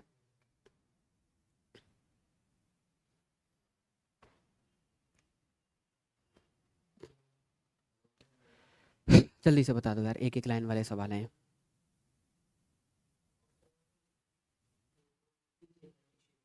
एग्जैक्टली। बी आर कितने बॉन्ड बना दिए? 3, बाकी 2। अरे बताओ लॉन पेयर स्टेरिक नंबर कितना हो गया? अरे बोलो भाई स्टेरिक नंबर कितना हो गया? 5। और 5 में जो लॉन शेप बनती है वो क्या बनती है? फ्रेश 5 में है कि नहीं? अरे 5, 3 सिग्मा बॉन्ड और एक लॉन पेयर, 3 सिग्मा बॉन्ड और 2 सॉरी लॉन पेयर। अगर फ्रेश स्ट्रक्चर होती तो मुझे पता है क्या होती, ट्राइगोनल कैसे बनते हैं। ये 3 बॉन्ड एक प्लेन में, इसके बाद एक प्लेन के ऊपर और एक प्लेन के नीचे, तो इसको मैं ऐसे बना दे रहा हूं। अरे यही तो स्ट्रक्चर होती है। और हम लोग जानते हैं भाई इसको बहुत बारीकी से कि यहाँ पर बैठा हुआ है मॉलिक्यूल, यहाँ पे। पर जब भी लोन पेयर आता है स्टेरिक नंबर 5 के केस में, वो कहाँ जाता है? इक्विटोरियल पे। कहाँ पे जाता है? इक्विटोरियल पे। इक्विटोरियल पे अगर मुझे लोन पेयर भेजने हैं तो लोन पेयर मेरा एक यहाँ पहुंच गया और एक लोन पेयर मेरा यहाँ पहुंच गया। जैसे ही लोन पेयर आता है उन बॉन्डों को हम लोग क्या करते हैं? मिटा देते हैं शेप देखने के लिए। और शेप मिटा दी तो कैसी शेप दिख रही है? टी शेप दिख रही है, सीधा सीधा सा। कैसा है? T shape. अब बोलो भाई, टी शेप। ठीक है? क्लियर है? Among the following pair which is two species are not isostructural, कौन कौन सी दो स्पीसीज हैं जो आइसोस्ट्रक्चरल नहीं है? ये कह रहा नहीं है। सही है या नहीं? आप लोग गौर से देखना, जो आइसोस्ट्रक्चरल नहीं है, सिलिकॉन के पास 4 ही इलेक्ट्रॉन होते हैं, 4 के 4 बना लिया, इसके पास में एक लोन पेयर एक्स्ट्रा बच जाएगा। ये जिंदगी में आइसोस्ट्रक्चरल नहीं हो सकते। ऑप्शन एलिमिनेट करना सीखना है कि नहीं? अरे बोलो भाई, क्लियर है या नहीं? बोरोन के पास एक एक्स्ट्रा आ गया, इसका भी कंप्लीट हो गया। नाइट्रोजन के पास में एक और एक्स्ट्रा आ गया। उसने हमसे पूछा था which of the following two species are not isostructural, पहले ही नहीं है भाई। दुनियादारी का मैं कहाँ बताने में लगा पड़ा हूँ, पहला ही। आगे तो कुछ चेक करने की जरूरत ही नहीं पड़ी, है कि नहीं? आगे तो मुझे चेक करने की जरूरत ही नहीं पड़ी। एएमयू वालों की यही तो अच्छी बात है दोस्त, क्योंकि उनको पता है 3 घंटे में 150 सवाल हैं। तो वो के एग्जामिनर बहुत ज्यादा दिमाग नहीं लगवा रहे तुम लोगों का भैया। अब तुमने बिल्कुल ही चैप्टर गोलमोल करके आए हो भैया, जहाँ इस कोचिंग में पढ़ के आए हो वहां गड़बड़ किया है, तो ही एएमयू वाले कह रहे हैं हाथ से सवाल निकल रहा, वल्ला हाथ से सवाल निकलने नहीं दे रहे हैं। पहला ही सही है, उसके बाद तो तुम सबको चेक करते रहो ना, अपने आप पढ़ा रखा है। मॉलिक्यूल इनमें से कौन सा मॉलिक्यूल लीनियर है? इसने क्या पूछा? कौन सा मॉलिक्यूल विच इज लीनियर? आप लोग गौर से देखना, सबसे नीचे से स्टार्ट कर रहा हूं। क्या ये जिंदगी में लीनियर हो सकता है? कैसी शेप है इसकी? बी शेप या बेंट शेप? अरे इसी को तो बोलते हैं। SO2 का भी लीनियर हो जाएगा। दो सिग्मा बॉन्ड एक लोन पेयर। अगेन कैसी शेप है? वी शेप है। NO2 की बात करो, बी शेप है भाई। अभी अभी तो मैंने बताया डबल बॉन्ड और एक क्या कर देता है लोन पेयर, एक यहाँ पे, ये भी बी शेप। N2 रह गया। और N2 की शेप हर कोई जानता है, नाइट्रोजन 3 और एक लोन पेयर क्या कर दिया? कोऑर्डिनेट किसको? ऑक्सीजन को। अरे बोलो भाई, है कि नहीं? अरे बोलो। हेलो। नमस्कार। जी जी जी बताइए।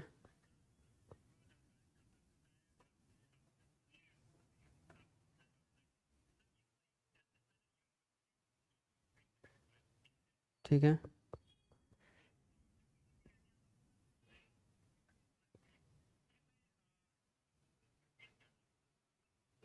एक काम करो तुम दोस्त, अभी मैं क्लास ले रहा हूँ, थोड़ी देर रुक के कॉल करो मुझे, ठीक है? 30 मिनट बाद, 30 से 4। Okay okay.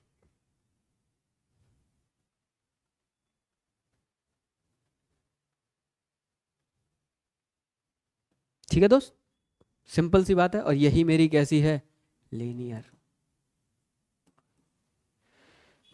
आई होप आप लोग अब अच्छे खासे स्मार्ट होंगे। The correct order of bond angle, ये सवाल है जो आपको एक्चुअल में क्या होना चाहिए, करना चाहिए।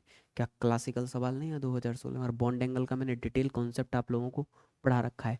जब भी मैं बात करूंगा दोस्त किसकी, बॉन्ड एंगल की, कायदे में मेरा बॉन्ड एंगल किस किस चीज़ पे डिपेंड करेगा? सबसे पहली चीज़ जो मैंने आपको बताई थी वो क्या बताई थी, हाइब्रिडाइजेशन। अरे बोलो, जैसे जैसे हाइब्रिडाइजेशन बढ़ेगी बॉन्ड एंगल बढ़ेगा। सबसे ज़्यादा बॉन्ड एंगल sp में होता है, फिर sp2 और फिर sp3। भाई इसमें बॉन्ड एंगल 180 डिग्री होता है, इसके अंदर बॉन्ड एंगल 120 और इसमें 109 डिग्री 28 मिनट। बात क्लियर? लेकिन अगर इनकेस हाइब्रिडाइजेशन सेम हो जाए तो फिर मेरा किस पे डिपेंड करता है, नंबर ऑफ लोन पेयर पे। अरे बोलो भाई, यही तो बताया था। और वो भी कैसा, इनवर्सली, कि bond angle is inversely proportional to number of. माना कोई दो मॉलिक्यूल ऐसे होगा जिनकी हाइब्रिडाइजेशन सेम है, हाइब्रिडाइजेशन सेम है sp3 तो जिसके पास में लोन पेयर होगा उसका बॉन्ड एंगल 2.5 डिग्री से क्या हो जाएगा, कम हो जाएगा। अगर इन केस की हाइब्रिडाइजेशन भी सेम है, मॉलिक्यूल के पास में लोन पेयर भी सेम है, तो फिर तीसरी चीज मेरा जो डिपेंड करता है वो डिपेंड करता है electronegativity is directly proportional to bond angle. Bond angle is directly proportional to electronegativity of what, central atom। क्या मेरी बात क्लियर है दोस्त? और इन केस की अगर हाइब्रिडाइजेशन भी सेम है, नंबर ऑफ लोन पेयर भी सेम है, सेंट्रल एटम भी सेम है, then again bond angle is inversely proportional to 1 upon electronegativity of surrounding atom. क्या मेरी बात क्लियर है? क्या मैं इस कॉन्सेप्ट को लगा के क्या इस सवाल का आंसर निकालूंगा? इससे ज़्यादा बाहर तो ये जाएगा नहीं। अरे बोलो भाई, कायदे की बात है। अब देखना गौर से, अगर मैं अपने सबसे पहले मॉलिक्यूल में आऊँ जो मेरा क्या दे रखा है, H2S, फिर NH3, फिर BF3 और फिर दे रखा है दोस्त SiH3। अरे बोलो भाई, S4 सॉरी। अब अगर मैं इन सारे मॉलिक्यूलों को निकालूं तो एक एक करके देखना। सबसे पहले मैंने निकाला H2S, सल्फर 2 हाइड्रोजन के साथ में कनेक्ट है, सल्फर के पास में कितने बैलेंस इलेक्ट्रॉन, 6, तो 2 बेटा क्या बचे, लोन पेयर। अगर मैं गौर से देखूं तो इसकी हाइब्रिडाइजेशन दोस्त क्या हो गई, sp3, जिसमें 2 सिग्मा और 2 लोन पेयर है। शेप कैसी होगी, बी शेप। कैसी हो गई, बेंट शेप। बताऊंगा अभी। आगे बढ़ते हैं, अगला आ गया NH3। अगला क्या आ गया, आप लोग गौर से देखना, नाइट्रोजन 3 हाइड्रोजन और 1 लोन पेयर। अगेन शेप कैसी होगी, sp3। अरे बोलो, लेकिन इस बार 3 सिग्मा और बट 1 लोन पेयर। क्लियर? अगला मॉलिक्यूल है मेरा BF3, सिंपल। अब आप लोग गौर से देखना, बोरॉन 3, फ्लोरीन 3 के 3 sigma bond, 0 lone pair, hybridization क्या होगी, sp2, 0 lone pair. Bond angle कितना बनाएगा, 120 डिग्री। देखना गौर से। अगला आ गया SiH4। अरे बोलो भाई, फ्रेश 4 ही इस पे बैलेंस इलेक्ट्रॉन होते हैं सिलिकॉन पे, 4 ही हाइड्रोजन ने कनेक्ट कर दिया। फ्रेश स्ट्रक्चर है sp3, चारों के चारों सिग्मा बॉन्ड, 0 लोन पेयर। आप लोग गौर से देखो, एक sp2 है, बाकी 3 क्या है, sp3। तो इतना तो कंफर्म है कि जो sp2 है उसका बॉन्ड एंगल ज्यादा होगा एज कंपेयर टू sp3। और मेरा ये है कौन, BF3। इसका मतलब सबसे ज्यादा जो बॉन्ड एंगल होगा वो किसका होगा, BF3 का। आप लोग गौर से देखो, और AME वालों ने 3 ऑप्शन में सबसे ज्यादा किसका किया, BF3 का। इसका मतलब मुझे तो पता था डी तो सही होने वाला है नहीं। अब गौर से देखना, इन तीनों में मुझे पता है जैसे जैसे लोन पेयर बढ़ते हैं बॉन्ड एंगल घटता है। सबसे कम लोन पेयर किसके पास में, SiH4। इसका मतलब BF3 के बाद में फिर क्या होना चाहिए, SiH4। फिर 2 ऑप्शन दे दिए, इसका मतलब ए फिर कट गया, ये वाला कट गया। इसके बाद में जिसके पास में एक लोन पेयर किसके पास में, NH3 के पास में। अरे बोलो भाई, एक लोन पेयर NH3 में, इसके पास में। तो option number C is your right option. Conceptual clarity एकदम बिंदास वाली होनी चाहिए। ये नहीं होना चाहिए कि हमारे आर्टिकल क्या हो रहे हैं, अटक रहे हैं। क्या मेरी बात क्लियर है? अरे अगर मैं सारे क्वेश्चन समझा रहा हूँ तो तुमको एकदम प्रॉपर समझ में आ रहे हैं ना? अगर समझ में आ रहे हैं ना तो चैलेंज के साथ कर रहा हूँ, आपका लेवल बहुत स्ट्रांग है, ये याद रखना। अपने कॉम्पिटिटरों से केमिस्ट्री में आपका लेवल बहुत स्ट्रांग कर दिया 2 चैप्टर्स में मैंने, प्रेडिक्टेबल और केमिकल। अगर आप सारे सवालों को पकड़ पा रहे हैं कि मैं क्या पढ़ा रहा हूँ। Correct order of increasing polarizing power of cation, मैंने आपको बताया था कोई भी कैटाइन की पोलराइजिंग पावर क्या होती है, इलेक्ट्रॉन को अपनी तरफ खींचना। कैटाइन है भाई, वो इलेक्ट्रॉन को अपनी तरफ क्या करेगा, टेंडेंसी टू अट्रैक्ट इलेक्ट्रॉन, अरे बोलो भाई, तो polarising power of cation is directly proportionality to charge of cation और inversely proportional to size of cation, जबकि polarisability of anion is directly proportional to charge of anion और directly proportional to size of anion polarisability में। अब आप लोग गौर से देखो, सबसे ज्यादा चार्ज किस पे, एल्यूमिनियम पे, फिर उसके बाद चार्ज किस पे, मैग्नीशियम पे, फिर उसके बाद चार्ज किस पे, सोडियम पे। अरे भाई सी ऑप्शन डायरेक्ट हो गया, कोई दिक्कत वाली बात ही नहीं है। तो चार्ज से ही मैटर क्या हो गया, सॉर्ट आउट हो गया। अरे है कि नहीं? तो Na+ को तोड़ूंगा मैं NaCl को, तो किसमें टूटेगा, Na+Cl-। अरे है कि नहीं? और अगर मैं इसको तोड़ूंगा MgCl2 को, तो मुझे पता है Mg2+ और 2Cl-। Ni तो हर बार सेम हो जा रहा है, AlCl3 में Al3+ और प्लस का 3Cl, अरे बोलो माइनस। आप लोग गौर से देखो, हर बार चार्ज बढ़ेगा और जैसे जैसे चार्ज बढ़ेगा वैसे वैसे मेटल जितना ज़्यादा इलेक्ट्रॉन दे देगा उतना इलेक्ट्रॉन खींचने की पावर उसकी क्या होगी, बढ़ती चली जाएगी। क्या आप लोग मेरी बात पकड़ पा रहे हो? आ जाओ। The hybridization of atomic orbital nitrogen in Na2+, N2O+, NO3- NH4+। क्या ये बच्चों वाला सवाल है? बी और डी को क्या कर दूं मैं, कैंसिल आउट कर दूं, है क्यों? तो sp3 दे तो रखा है। अच्छा बी और डी को, बिल्कुल ये लो, बिल्कुल सही बात है। एलिमिनेशंस की बात आ जाए तो बिल्कुल स्मार्टली काम करना कि भैया NH4 में तो मैं 100% श्योर हूँ क्या होगा, sp3। तो इसको तो मैं पकड़ ही रखा हूँ कि ये तो sp3 केवल इसमें दे रखा है। अब मेरा केवल सॉर्ट आउट किसको करना है, या तो इसको कर लूँ इसको, और ये NO3- को तो मैंने अभी अभी तुम्हें बना के दिखाया था भाई। अरे बोलो भाई, है कि नहीं? एक कोऑर्डिनेट और एक पे नेगेटिव, कैसा है sp2, कैसा है sp2, अरे बोलो भाई NO3- कैसा है sp2। अब आ जाओ, एक चाहिए मुझे sp3, एक चाहिए मुझे sp2, ऑप्शन ए हो गया। अगर मुझे नहीं भी पता है क्या तब भी मेरा सही हो गया? अरे भाई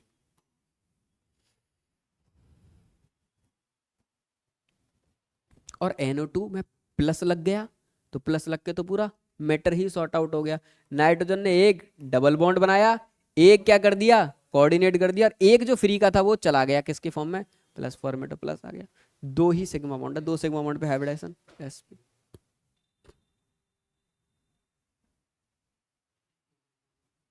अब देखो ये बस वही है सवाल जो मैंने आपसे कहा था कि भाई अब जैसे ही स्टेबिलिटी आए तो थोड़ा सा मुझे देखना पड़ेगा। अगर सेम बॉन्ड ऑर्डर वाले मॉलिक्यूल हैं उनमें उसकी स्टेबिलिटी ज़्यादा होगी, अगर बॉन्ड ऑर्डर सेम है तो स्टेबिलिटी क्या होगी, किसकी ज़्यादा होगी?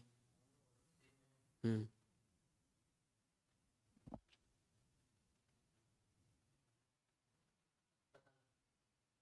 बता ना सकते, वाह।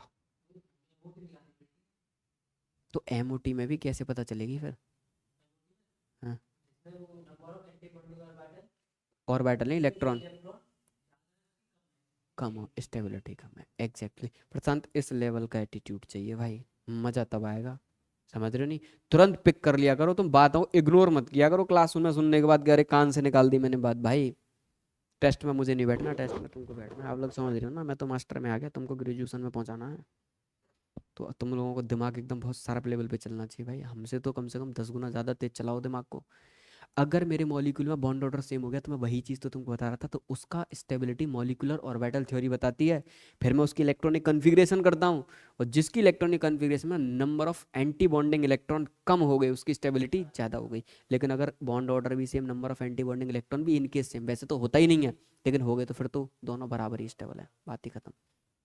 पर ऐसा कभी भी होता नहीं है कि एंटी बॉन्डिंग इलेक्ट्रॉन भी क्या हो जाए, सेम हो जाए, वो तो डिफरेंट होंगे ही होंगे। अब हमारे पास में अगेन फिर यार वही ऑक्सीजन का रोना रोना है हमको, बैठ के चलो। ये सवाल क्या लेक्चर्स में हम लोग कर चुके हैं, डिटेल में कर चुके हैं। O2 2- जो लिख रखा है मैं उसी को लिख ले रहा हूँ, O2-, फिर O2 और O2+। अगर मैं देखूं तो 18 इलेक्ट्रॉन, 17 इलेक्ट्रॉन, 16 इलेक्ट्रॉन और 15 इलेक्ट्रॉन।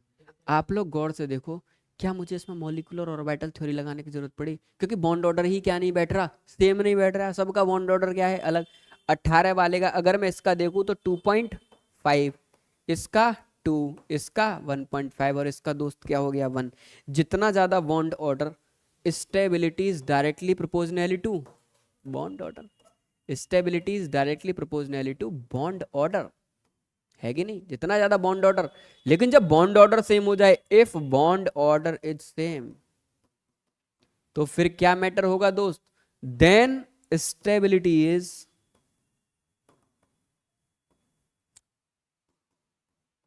इनवर्सली, अरे बोलो भाई, proportional to number of anti bonding electron, अरे बोलो भाई,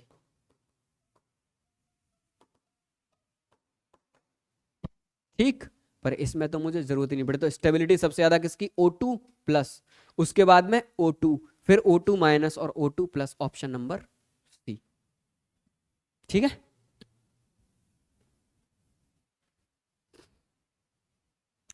अब यार ये तो बच्चों वाला सवाल है कि O माइनस किसके क्या होगा, आइसो इलेक्ट्रॉनिक होगा, NO2 माइनस के, सिंपल सीधी सी बात है कि नहीं, 7 और 2 9, 8 और 1 9, ठीक है।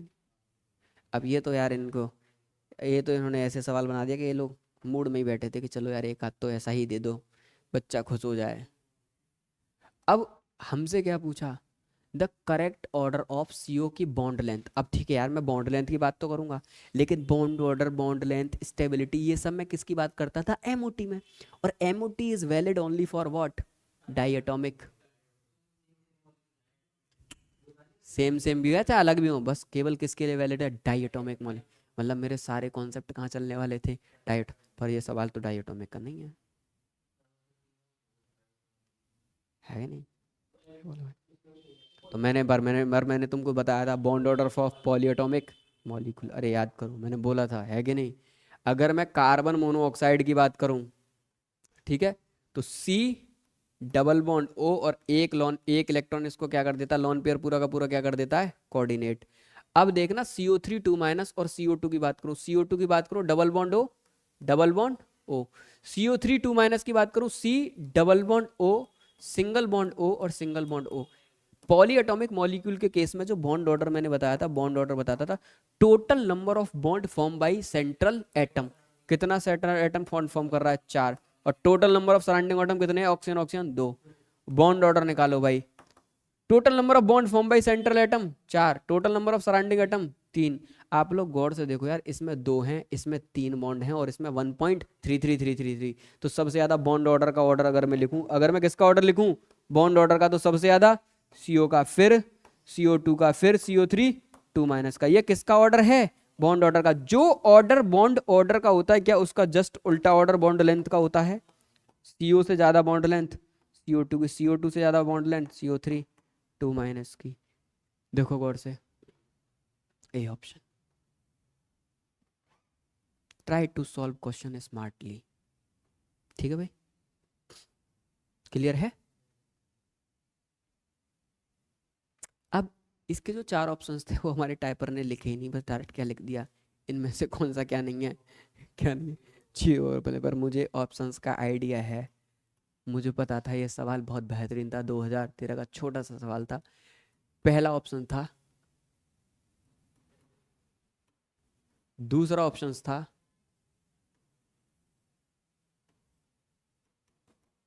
नीचे भी मिलते हुए थे, ठीक है, तीसरा ऑप्शन था,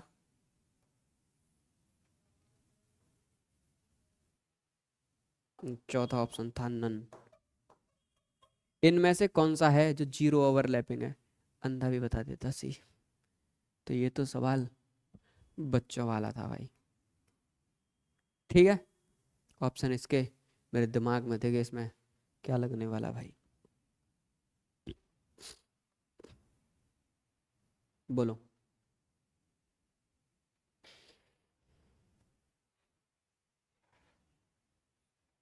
अब ये सवाल ना थोड़ा सा देखो, वही होता है कि इस सवालों में ना, इस टाइप के सवालों में थोड़ा सा एलिमिनेशंस का यूज कर लो, है कि नहीं। किसका यूज कर लो, एलिमिनेशंस का यूज कर लो, उससे क्या होगा, मामला थोड़ा सा आसान हो जाएगा, बस और कुछ नहीं होगा, मामला थोड़ा सा आसान हो जाएगा। अगर मैं हाइड्रोजन बॉन्ड में एनर्जी की बात करूँ, तो H2O में अच्छा हाइड्रोजन बॉन्ड होगा एज कम्पेयर टू NH3, है कि नहीं, एज कम्पेयर टू NH3। तो H2O में ज़्यादा है एज कम्पेयर टू NH3, ये भी ऑप्शन है, ये भी ऑप्शन है, हर ऑप्शन में H2O से ज़्यादा ही रखा है किसको, NH3 को। अब एक बात बताओ, H2O से ज़्यादा अच्छा किस में होगा दोस्त, HF में, है कि नहीं, किस में ज़्यादा अच्छा होगा, HF के अंदर अच्छा होगा, है कि नहीं, क्योंकि हाइड्रोजन फ्लोरीन अच्छा करेगा। फिर है HF2-। तो देखो एक चीज़ तो कंफर्म है कि ये भी सही है, ये भी सही है। अब मुद्दा है इन दोनों में कि एक में तो है सिंपल HF और एक में है HF2-। अब ये सवाल ना मेरे दिमाग से थोड़ा सा ना गलत मिसप्रिंट है, क्योंकि यार HF2- कैसे एग्जिस्ट करेगा, मेरी ये समझ में नहीं आ रहा। हाइड्रोजन तो एक से ज़्यादा बॉन्ड बना ही नहीं सकता, और हाइड्रोजन के पास इसके बाद कोई ऑर्बिटल भी नहीं है कि नहीं, उसके बाद में कोई। तो इसका मतलब इसमें थोड़ा सा कुछ प्रिंटिंग मिस्टेक हो सकती है, तो इसको होल्ड कर सकते हैं। इसको क्या कर सकते हैं, होल्ड कर सकते हैं हम लोग। तो इस सवाल को किस पे डाल दिया जाए, होल्डिंग पे डाल दिया जाए। इसको थोड़ा सा रिसर्च करेंगे, बाद में देखेंगे। मैं पूरी केमिकल बॉन्डिंग का सवाल कराया हूँ, ऑनेस्टली बता रहा हूँ, मैं कोई देख के आया नहीं हूँ। मैं तो सीधा सीधा सॉल्व करा रहा हूँ आप लोगों को, ठीक है या नहीं। सीधा सीधा क्या कराया जा रहा है, सॉल्व कराया जा रहा है। इसमें ऐसे कितने सवाल ऐसे हो सकते हैं जिनका मुझे भी कोई आइडिया ना हो, है कि नहीं, मैं भी तो, है कि नहीं। DZ², देखो मैं कह रहा हूँ ना, इनकी पकड़ रखना। ये लोग बार बार वही चुने हुए सवालों को बार बार पूछ रहे हैं। यहाँ पे डबल बॉन्ड है, इसमें पूछ रहा है इनमें से किसका डायपोल मोमेंट 0 होगा। आप लोग गौर से देखना, है ना। इसमें तो कभी मॉलिक्यूल एक Br आ गया, कभी भी 0 नहीं हो सकता। जैसे डिफरेंट है, एक CH2 है एक Cl है, नहीं होगा। CH3 जिंदगी में भी नहीं होगा। इसको स्ट्रक्चर बना दूं, C डबल बॉन्ड C, एक H इधर, एक H इधर, एक H इधर और एक H इधर, ऑप्शन नंबर D, है कि नहीं। पर फिर भी मैं आपको थोड़ा सा डायपोल मोमेंट पढ़ाऊंगा, ठीक है नहीं। एक लेक्चर दूंगा अच्छा सा डायपोल मोमेंट का, टेंशन मत लो। पर लेक्चर दूं या ना दूं, सवाल तो तुम्हारे लगेंगे, ये तो पक्का है, सवाल नहीं रुकेगा तुम्हारा। स्क्वायर पिरामिडल का मतलब क्या है, केवल स्टेरिक नंबर 6 में 5 सिग्मा और एक। अब आप लोग देखना, इसमें तो पहले ही 6 सिग्मा हो गए, तो क्या ये जिंदगी में हो सकता है। इसमें तो 3 ही सिग्मा है, क्या ये जिंदगी में हो सकता है। देखो मैं तो सॉल्व ही नहीं करता इन सवालों को। अब इसमें 5 सिग्मा बनना है, इसमें तो 5 सिग्मा भी नहीं है भाई, मैं देख के ही टिक मार दूंगा यार। ना तो स्ट्रक्चर बनाऊंगा ना कुछ करूंगा इनमें बैठ के। केमिकल बॉन्डिंग पे इस लेवल की पकड़ चाह रहा हूं मैं तुम लोगों की, शकल देखते ही क्वेश्चन का आंसर बता दो। अब परसेंटेज दी बता रहा है, वो भी SF6 में। अब SF6 में 6 ही बैलेंस इलेक्ट्रॉन थे, 6 के 6 बैलेंस कर दिए, तो sp3d2। अब परसेंटेज डी करेक्टर मुझे बताना है, डी कितने हैं 2, और टोटल मॉलिक्यूल कितने हैं 6, इंटू 100, 2 तिया 6, कितना हो गया 33.333%। अरे बोलो भाई, है कि नहीं। 33.33% कहाँ है, ये रहा। अब मुझसे पूछ रहा है बॉन्ड एंगल बताओ as well as percentage d character बताओ। अगर मुझे बॉन्ड एंगल ना भी पता हो, ऑप्शन तो मेरा तब भी लग गया ऑप्शन तो मेरा तब भी लग गया, पर कोई दिक्कत वाली बात नहीं है, ऑप्शन लगाना ही मेरा टारगेट नहीं था। अरे SF6 फ्रेश स्ट्रक्चर है, स्क्वायर बाई पिरामिडल। अरे बोलो भाई, स्क्वायर बाई पिरामिडल। 4 बॉन्ड एक प्लेन में, एक प्लेन के बाहर एक प्लेन के अंदर, तुम किसी भी 2 बॉन्ड के बीच में एंगल देखो, हमेशा कितना मिलेगा 90 डिग्री मिलेगा। मिलेगा नहीं मिलेगा, हटाओ, 90 डिग्री हो गया।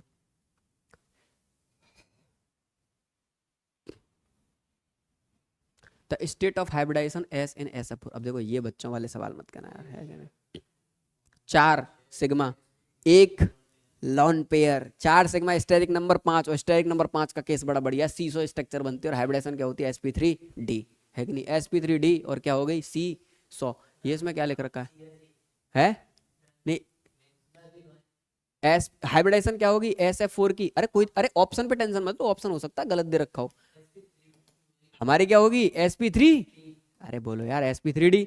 4 सिग्मा बॉन्ड हो गए, सल्फर ने कितने बार 4, 6 बैलेंस इलेक्ट्रॉन होते हैं, तो एक क्या हो गया लॉन पेयर। स्टेरिक नंबर कितना बैठा मेरा 5, पर मुझको पता है इसमें 4 सिग्मा थे और एक लॉन पेयर था। स्टेप क्या होने वाली है C100।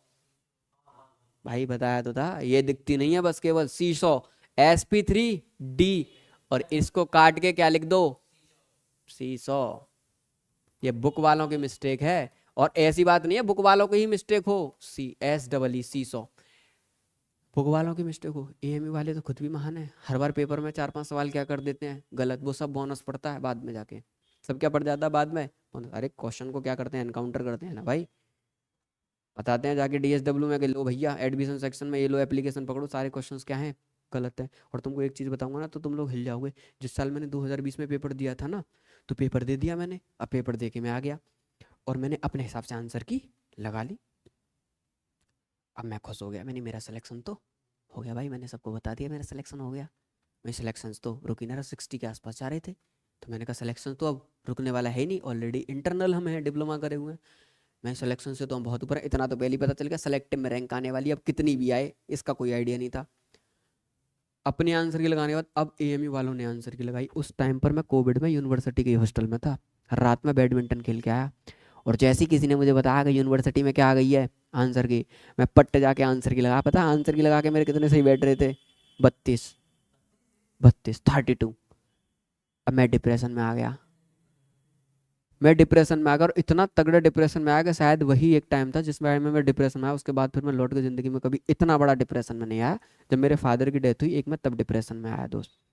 लेकिन वैसे मैं कभी भी डिप्रेशन में, पर मैं इतना ज़्यादा डिमोटिवेट हो गया, सच बता रहा हूँ, केवल कितनी देर के लिए? 30 मिनट के लिए। 30 मिनट में मेरे दिमाग में इतने नेगेटिव थॉट आने लगे, मैं ये सोचने लगा, मैंने अरे यार कहाँ तो 63 और कहाँ 33। मैंने कहा ये क्या हो गया? और हर कोई डर जाता है भाई, मैं डर गया। फिर मैंने कहा सिलेक्शन तो गया, ये तो 33 बैठ रहे हैं यार। अचानक से मेरा दिमाग मैथ वाले सेक्शन पे गया, जो लाइन लगा के मेरे क्या थे, negative negative negative negative negative. मैंने कहा यार मैथ तो मैंने सॉल्व किया था, नेगेटिव कहाँ से आ रहा है मैथ में? मैंने तुरंत पेपर ढूंढना चालू किया, पेपर कहाँ रखा? अब पेपर ढूंढूं, पेपर नहीं मिले क्योंकि ऐसे कि डायरेक्ट पेपर कोई रखता नहीं, ये किताब में वो। अब पेपर निकाला मैंने दोस्त ना, जब मैंने मैथ का सवाल मिलाया, मैंने ये ट्रिग्नोमेट्री का सवाल तो यार मेरा बिल्कुल सही है, और आंसर की मैं देखा तो उसमें क्या लग रहा था, नेगेटिव। मैंने कहा यार ये तो सवाल सही है, आंसर की मैं नेगेटिव कर दिया। फिर मैंने 3 4 और मिलाई, वो भी क्या हो गए, सही थे, और आंसर की से क्या थे। मैंने कहा ओ भाई, मैंने ये आंसर की गलत है यार, एएमयू वाले तो मार देंगे किसी दिन किसी को। भाई मैं उस टाइम समझा, मेरे दिमाग में इतने नेगेटिव नेगेटिव थॉट आने लगे, मैंने कहा भाई 1 साल खराब होगी पूरा। अब मैंने कहा अब क्या मुंह दिखाऊंगा यार, मैं तो पहले ही सबको बोल बैठा मेरा सिलेक्शन तो हो गया, मैं सिलेक्शन तो इस एज पर, जिस एज पर तुम लोग होते हो ना, उस एज पे ऐसा होता है कि फ्रेंड सर्कल में कुछ दोस्त होते हैं भाई, जिनको दिखाना पड़ता है कि हमारा हो गया। अपने फ्रेंड सर्कल में मैं था, मैंने बोल दिया होगा, मैंने कहा ये तो कल को कहेंगे और हो गया, और मजाक उड़ाने वाले बहुत होते हैं यार, ये बात याद रखना। केवल उन सारी चीज़ों को रियलाइज तब मुझे पता चला सोसाइटी का बहुत बड़ा इम्पैक्ट होता है भाई हम लोगों पे, है ना, लोगों का। मैं उन लोगों के बारे में सोच रहा, अपना तो चेक नहीं कर रहा कि आंसर की सही है गलत है, मेरे दिमाग में क्या है वो लोग मुझसे क्या कहेंगे, जिनको मैं क्या है कि मेरा सिलेक्शन होगा। तब मुझे पता था, और एएमयू ने पूरी आंसर की क्या दे रखी थी, गलत। और जब मैंने मिलाई ना तो मेरे और बढ़ गए, तीसरी बार में जब आंसर की आई थी, दूसरी बार में फिर गलत आई, फिर बोनस हुए, फिर 8 सवाल कटे थे उस साल। 8 सवाल क्या हुए थे, बिल्कुल ही पेपर में से खत्म कर दिए, वो तो ऑप्शन ही गलत दे रखे थे उनके, पता नहीं किस हिसाब से पेपर। अब मैं क्या बोलूँ यार, ये वीडियो यूट्यूब पे डालनी है क्या? पैक लगा के पेपर बनाते हैं क्या करते हैं? क्योंकि इतना बड़ा पेपर बना रहे हो भाई, इतना बच्चा बैठ रहा है, और तुम लोग बिल्कुल ध्यान नहीं दे रहे हो कि पेपर कैसे बनाना है। कभी कभी ऐसा लगता है हुक्का पी के पेपर बनाया जा रहा है एएमयू का, ऑनेस्टली। एक साल तुमको ध्यान है एएमयू बीएससी के पेपर का मैं रिव्यू कर रहा था, मैथमेटिक्स में डिफरेंशियल इक्वेशन से, एक तो आप 25 सवाल देते हो मैथ में, कितने सवाल आते हैं केवल बीएससी के पेपर में? 25। उन 25 सवालों में से 10 सवाल अकेले डिफरेंशियल इक्वेशन के थे। पहला सवाल डिफरेंशियल, और लगातार लाइन लगा के, मतलब अगर जिस बच्चे ने डिफरेंशियल इक्वेशन नहीं पढ़ी उसका तो पूरा मैथ ही खराब हो गया, उसका पूरा क्या हो गया, मैथ खराब। और मैं आपको बताऊं ना, उस साल बीएससी के बैच में मैंने डिफरेंशियल इक्वेशन पढ़ाई ही नहीं थी। अब तो सारे बच्चे मेरे ऊपर टूट पड़े, यूँ करे भैया तुमने तो डिफरेंशियल इक्वेशन पढ़ाई नहीं। हर साल एक सवाल आता था, 1 से लेके 10 तक आप जाके पेपर उठा के देखो, लगातार एक ही सवाल। फिर भैया मैंने यूट्यूब पे आके बोला, मैंने भाई ऐसे तो पेपर नहीं बनाना चाहिए, क्योंकि एक बच्चा पूरा मैथ पढ़ के आ रहा है भाई। अगर तुमको पेपर एक ही चैप्टर में से बनाना था तो तुम पहले लिख के दे देते कि यह चैप्टर केवल डिफरेंशियल इक्वेशन से आएगा, तो बच्चा पूरा साथ डिफरेंशियल इक्वेशन पढ़ता अच्छे से। और डिफरेंशियल इक्वेशन भी किस लेवल की दी थी, अच्छे लेवल के साथ। 10 सवाल बना रहे तो भाई अच्छे लेवल के सवाल बनाए, तो भैया इनका कोई भी भरोसा नहीं है, ये याद रखना। पेपर ये कुछ भी सोच समझ के बना देते हैं। अगेन सवाल, विच of the following species is non, कि लीनियर नहीं है, एलिमिनेट करना केवल एकदम, सब्र मत करना। अगर मैं इस ClO2 माइनस को ही देख लूं, केवल किसको देख लूं, Cl, क्लोरीन पर कितने बैलेंस इलेक्ट्रॉन बोलो, और Cl2 माइनस, इसका मतलब एक माइनस किस पे जाने वाला है, ऑक्सीजन पे। 3 बॉन्ड बना दिया, इलेक्ट्रॉन कितने होते हैं, 7, कितने बचे, 4, 4 का मतलब 2 लोन पे। क्या ये शेप कभी जिंदगी में भी लीनियर हो सकती है? और हमसे पूछ क्या रहा है, नॉन। तो मैं अगर बाकी तीनों को चेक ना भी करूं तो मैं तो डी से ही बता दूंगा कि आंसर यही सही है। एलिमिनेशंस देख रहे हो, इस लेवल का एलिमिनेशंस आप लोगों को यूज करना है, ठीक है भाई।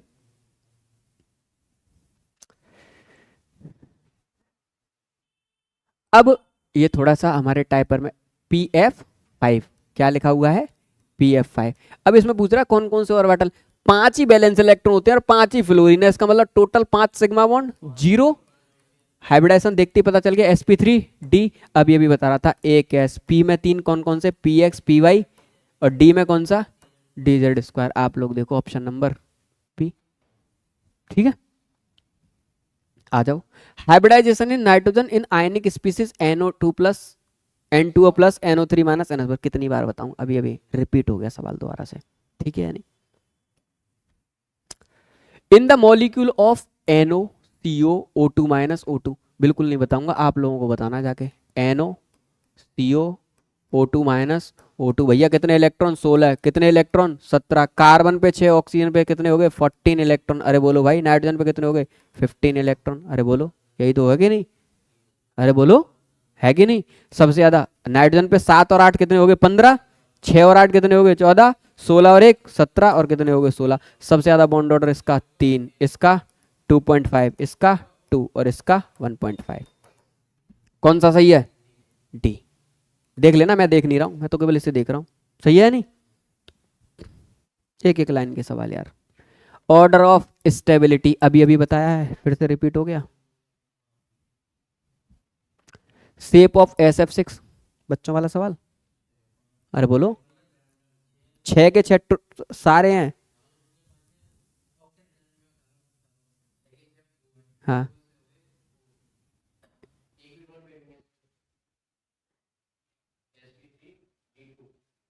sp3d2 शेप पूछ रहा है वो। ट्राइगोनल बाई पिरामिडल 6 में, ऑक्टाहेड्रल, वही तो कह रहा हूँ यार। देखो अगर प्रोसेस, या स्क्वायर बाई पिरामिडल, कुछ भी बोल सकते हैं, ठीक है नहीं, सिंपल। कितने बनने हैं, 6, तो एक ऊपर और एक नीचे, बाकी 4 एक प्लेन में, है कि नहीं। बढ़िया, वेरी वेरी इंपॉर्टेंट, लुल्लू सवाल एकदम। NaCl के अंदर क्या होता है, आयनिक बॉन्ड, और आयनिक बॉन्ड किस पे ऑपरेट करता है, कूलम फोर्स पे, सीधी सी बात। अरे बोलो यार, सीधी सी बात है, कूलम फोर्स पे क्या करता है, ऑपरेट करता है, कौन, NaCl। अरे इलेक्ट्रॉन की शेयरिंग होती है क्या, मेटल थोड़ी नहीं है, Cl ने उस नॉन मेटल नहीं आ गया उसके अंदर, हाइड्रोजन बॉन्ड कहाँ से आ गया NaCl में। तो बच्चों वाला सवाल भी गलत करोगे क्या, तो इतनी देर से सोच रहे हो दोनों के दोनों। देखो यार, मैंने पढ़ा रखा है पॉलीएटॉमिक मॉलिक्यूल के लिए बॉन्ड ऑर्डर, अलग से आर्टिकल पढ़ाया था पूरा का पूरा। P double bond O, single bond single bond single bond. अरे बोलो भाई, है कि नहीं, minus O minus O minus. कितने बॉन्ड हैं, 5। कितने सराउंडिंग एटम हैं, 4। बॉन्ड ऑर्डर के लिए कितना आएगा, ठीक है नहीं। अरे मेरे पढ़ाई पे विश्वास है भाई, देख लो पूरा पेपर वहीं से बन रहा है। अब ये तो यार बच्चों वाला सवाल है कि 4 बॉन्ड बना दो और 2 लोन पेयर, sp3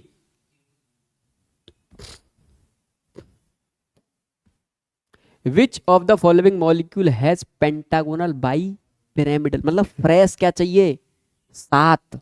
कितने अरे यार, pentagonal bi pyramidal, steric number फ्रेशा 0, लोन पेयर। आ जाओ पहला चेक करते हैं। इसमें तो 7 बन ही नहीं रहे यार, इसे तो वैसे छोड़ दो। इसमें तो 6 बन रहे, इसे छोड़ दो। इसमें 6 बन रहे, फिर लोन पेयर आ जाएगा, इसे भी छोड़ दो। पर यार ये तो सवाल गलत है, ये सवाल क्या हो गया, गलत है। क्योंकि इस मॉलिक्यूल में ये जो बना रहा है ना 6, ये तो जिंदगी में भी कभी क्या नहीं बन सकता, पेंटागोनल बाई पिरामिडल। इसका मतलब सारे ही गलत है। ये क्वेश्चन क्या कर दिया गया होगा, बाउंस काट दिया गया होगा। पेंटागोनल पिरामिडल हमको पता है, हम मॉलिक्यूल लिख सकते हैं जिसमें क्या बनेगा, पेंटागोनल बाई पिरामिडल। अरे बोलो भाई, जिसमें क्या बनेगा, पेंटागोनल बाई पिरामिडल IF7। ये रहा पेंटागोनल बाई पिरामिडल, है कि नहीं। साथ के साथ फ्रेश 0, lone pair. Inter halogen compound ही बना पाएंगे, और तो किसी में दम नहीं है। ठीक, चलिए अब मॉलिक्यूलर इलेक्ट्रॉनिक कन्फिग्रेशन बना के दे दी, कहां तक, यहां तक मेरे पास में, है कि नहीं। अब मुझसे क्या पूछा कि भैया ये है कौन, है क्या, कोई दिक्कत नहीं है, तुम यहां तक लिख लो। देखो सिग्मा 2pz2 और पाई 2px1, तो तुम इसको भूल जाओ, अपने दिमाग से बनाना स्टार्ट करो ना। Sigma 1s2, sigma star 1s2, sigma sigma star, sigma 2pz2, है कि नहीं। और पाई 2px बराबर पाई 2py, सब पे कितने दो दो। अब तोड़ने पे आके इसने, तोड़ने पे जब आया pi two P X pi two Y, पर तोड़ने पे क्या लिखा है, पाई टू पी एक्स बराबर पाई टू पी बाई, पर तोड़ने के लिए इसने कहा कि मेरे पास केवल पी एक्स पर कितना है, एक है। अरे यही तो बोला, वहां तक तो मेरे पास है ही नहीं। गिन लो इलेक्ट्रॉन, दो दो चार दो छः दो आठ दो 10 दो 12 और दो 14 15, कितने इलेक्ट्रॉन है, 15। 14 और एक, कहाँ पे दिक्कत है यार मुझे, कोई दिक्कत है, कहीं पे भी दिक्कत नहीं है। दिक्कत क्यों होगी, है कि नहीं, सीधा सा सवाल है। बॉन्ड ऑर्डर ऑफ, अब ये सवाल तो मैंने क्या कहा था, 7 टाइम्स रिपीटेड सवाल है, और एएमयू वालों ने इसको तो ऐसे पकड़ रखा है अगेन भैया, किस पे, ये सवाल थोड़ा सा अच्छा है। वैक्स मॉलिक्यूल में, वैक्स के अंदर जो स्मॉल मॉलिक्यूल जुड़े हुए होते हैं, ये आप याद रखना, एक तो वैक्स किससे जुड़े हुए होते हैं, वॉन्डरवाल फोर्स ऑफ अट्रैक्शन से, किसके अंदर, वैक्स के अंदर। मैं बताता जाऊंगा आपको। एक सॉलिड CO2 का भी सवाल है इसके अंदर, से SF6 सिंपल 6 है सीधा, ऑक्टाहेड्रल, बार बार रिपीट हो रहे हैं नहीं हो रहे हैं बताओ। लार्जेस्ट बॉन्ड लेंथ हटाओ, कितने बार कराएं इसको। स्टेबल कौन सा है, जितना ज्यादा बॉन्ड ऑर्डर उतनी ज्यादा स्टेबिलिटी। बच्चा भी बता देगा, हाइड्रोजन हाइड्रोजन के अंदर सिंगल बॉन्ड है, फ्लोरीन फ्लोरीन के अंदर सिंगल बॉन्ड है, ऑक्सीजन ऑक्सीजन के अंदर डबल बॉन्ड है, नाइट्रोजन नाइट्रोजन के अंदर ट्रिपल बॉन्ड है, सबसे ज्यादा स्टेबल नाइट्रोजन, खत्म। इसमें है क्या, है कि नहीं, आ जाओ। सॉलिड CO2 जो होती है, क्योंकि CO2 कैसा है, एक नॉन पोलर मॉलिक्यूल है, और जितने भी नॉन पोलर मॉलिक्यूल होते हैं वो सब वंडरवाल फोर्स ऑफ अट्रैक्शन के थ्रू क्या होते हैं, जुड़े होते हैं। क्योंकि भाई पोलैरिटी होगी तो फिर अलग मामला बनेगा, पोलर तो है ही नहीं, जब पोलर नहीं है तो किसके थ्रू जुड़े हुए हैं, van der Waals force of attraction, non polar molecule है। इसमें सबसे ज्यादा पोलर बॉन्ड कौन सा है, तुम लोग आज ही पीरियोडिक टेबल के टेस्ट में गलत करे हुए हो सवालों को, इन्होंने गलत किया है। सबसे ज्यादा मोस्ट पोलर का मतलब पोलरिटी किसकी ज्यादा, जिसके बीच में ज्यादा से ज्यादा इलेक्ट्रोनेगेटिविटी का डिफरेंस हो, सिंपल सी बात। अरे सबसे ऊपर वाला और सबसे नीचे वाला, तो भैया इसमें इतना टाइम अगर आप लोग सोच रहे हो ना, तो इसका मतलब तो मेरे ऊपर ही सवाल खड़े हो जाएंगे, मैं क्या पढ़ा रहा हूं तुम लोगों को।